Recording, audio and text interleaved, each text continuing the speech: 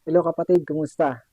I just want to share to you itong verse na to para sa atin bilang mga Kristiyano. Sa Romans chapter 12, verse 2, do not conform any longer to the pattern of this world, but be transformed by the renewing of your mind. Then you will be able to test and approve what God's will is, His good, pleasing, and perfect will. Kaya sa ating mga Kristiyano, it is a reminder to us that we do not conform any longer to the pattern of this world. Kung nakilala natin ang Panginoon sa buhay natin, huwag na tayong makiayon sa takbo ng mundo. Tingnan natin ang kalooban ng Diyos. Sabi dito, His good, pleasing, and perfect will. Kaya minsan nahihirapan tayo. Minsan hindi natin alam yung mga ginagawa natin na sobrang bigat na sa atin. At sumusunod lang tayo sa takbo ng mundo.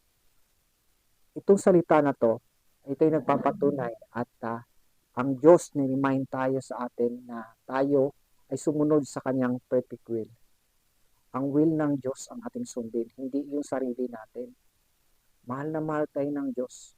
Akala natin na pag nakaranas tayo ng hirap, nakaranas tayo ng mga pagsubok sa buhay, lumayo na ang Diyos sa atin. Kapatid, nung tinanggap natin siya, kasama na natin ang Diyos. Sinurinder natin ang buhay sa Kanya. Sinabi natin sa Kanya na siya na ang bahala sa atin. Ibig sabihin kasama natin ang Panginoon. Pag nakaranas tayo ng pagsubok, nandyan lang ang Lord. Nandyan lang ang Panginoon. Akala natin malayo siya. Pero ang totoo, tayo ang lumalayo sa Kanya. Kaya itong reminder na to, huwag tayong makiayon sa mundo. Kung ano ang takbo ng mundo, hayaan mo ang mundo ito na tayo ang magiging ilaw at asin na makita sa atin bilang mga Kristiyano na tayo ay tinawag ng Panginoon. Tayo ay mga citizens sa langit. Sabi nga, we are in this world, but we are not for this world. Kasi ang ating destinasyon ay papunta sa langit.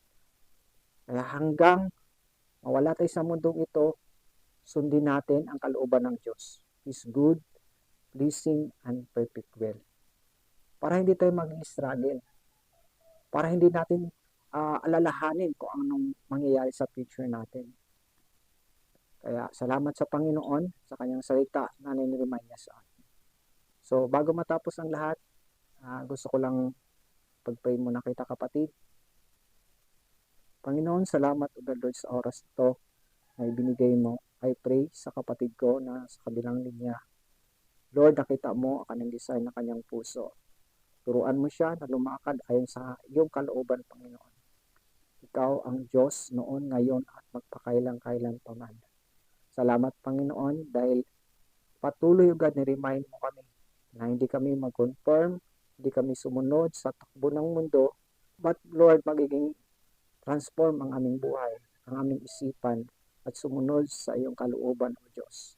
Thank you, Lord Jesus, dahil alam namin hindi po kami mabibigo kapag ikaw ang aming kasama. Salamat.